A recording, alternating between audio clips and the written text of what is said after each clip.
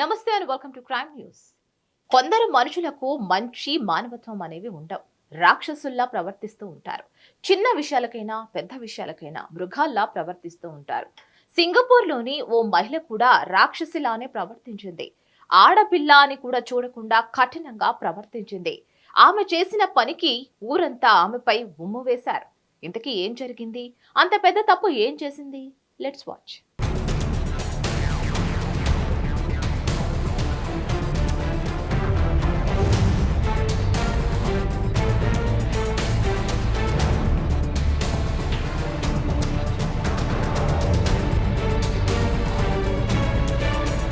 డబ్బులు కష్టపడి సంపాదించుకోవాలి, తన సంపాదనతోనే బ్రతకాలని ఉద్దేశంతో మయన్మార్ నుంచి సింగపూర్ వెళ్ళింది పియాంక్ అనే 24 ఏళ్ల యువతి.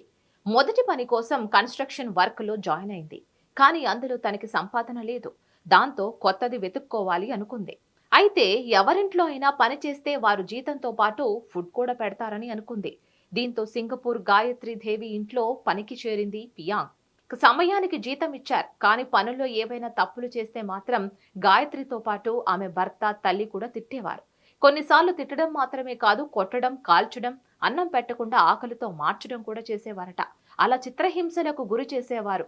అయితే ఒకరోజు బట్టలు ఇస్త్రీ చేస్తూ ఏదో మిస్టేక్ జరిగింది.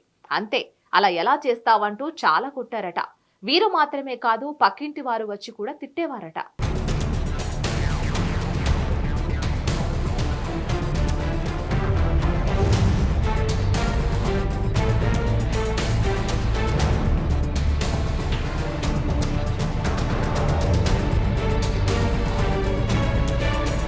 వారు పెట్టే హింసలు భరించలేక 24 సంవత్సరాల పియాంగ్ పారిపోవాలని అనుకుందట. కానీ కుదరలేదు. గొలుసులతో కట్టేసి ఓ చీకటి గదిలో వేసి లాక్ వేసేవారు. ఆ రూమ్ కి పాస్వర్డ్ ఉండేది. పాస్వర్డ్ తెలిస్తేనే లాక్ ఓపెన్ అయ్యేదట. ఈ క్రమంలో 24 కేజీల బరువు తగ్గిపోయింది పియాంగ్. అలా తనకు తిండి లేక చిత్రహింసలతో బక్కచిక్కిపోయింది. ఒకరోజు కట్టేసిన గొలుసులకు వేలాడుతూ కనిపించింది పియాంగ్. ఇక దీంతో డాక్టర్కు ఫోన్ చేశారు. అయితే ఆ డాక్టర్ కాస్త లేట్ అవుతుందని చెప్పారట. ఆ మాటలకు గాయత్రి, సరే డాక్టర్ మీరెప్పుడైనా రండి, అంత పెద్ద సీరియస్ ఏమీ కాదని చెప్పిందట. దాంతో డాక్టర్ 1 గంటన్నర తర్వాత వెళ్లి చూడగా పియాంగ్ ఒంటిపై ఉన్న గాయాలను చూసి షాక్ అయ్యాడు. అప్పటికే శ్వాస ఆగిపోయింది. కానీ వీరికి చెప్పకుండా ఆ డాక్టర్ పోలీసులకు ఫిర్యాదు చేశాడట.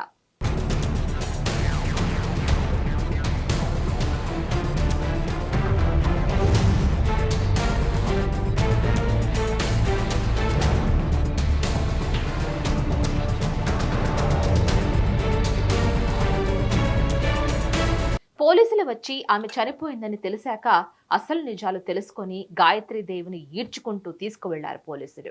పియాంగ్ ఒంటి మీద 64 గాయాలు ఉన్నాయట. కొన్ని ఎముకలు కూడా విరిగాయట. అంతేకాదు బ్రెయిన్ మొత్తం రక్తంతో నిండిపోయిందట. దీంతో అక్కడ ఉన్న వారంతా గాయత్రి దేవి ప్రవర్తనకు విస్తుపోయారు. మొత్తం మీద ఈమె వింత ప్రవర్తనకు ఓ అమాయకపు మహిళ చనిపోయింది. ఇలాంటి వారిని మనిషి కాదు, రాక్షసి అనడంలో తప్పేం లేదంటున్నారు. ఇది వాళ్ళ క్రైమ్ న్యూస్. చూస్తూనే ఉండండి hit TV. Hit TV presents like, share, comment. TV వాళ్ళకు కూడా నేను ఒక సర్ప్రైజ్ ఇద్దాం అనుకుంటున్నాను. మీరు మాత్రమే జెస్సీ ఎందుకు అయ్యారు? ఇలాంటి అమ్మాయిలకి పిలవడానికి బాగుంటుంది.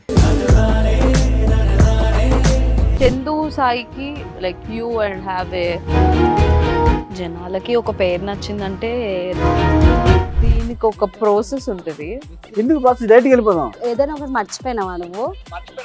ఏం మర్చిపోయావు? ఏదో ఆ టైంకి మన సుడి బాగుంటే ఎవరన్నా చూపిస్తే రాయగలం కానీ డోర్ టు డోర్ సేల్స్ చేసేవాళ్ళు. శారీ వస్తుంది, శారీలో వెనకాల కట్టుకుని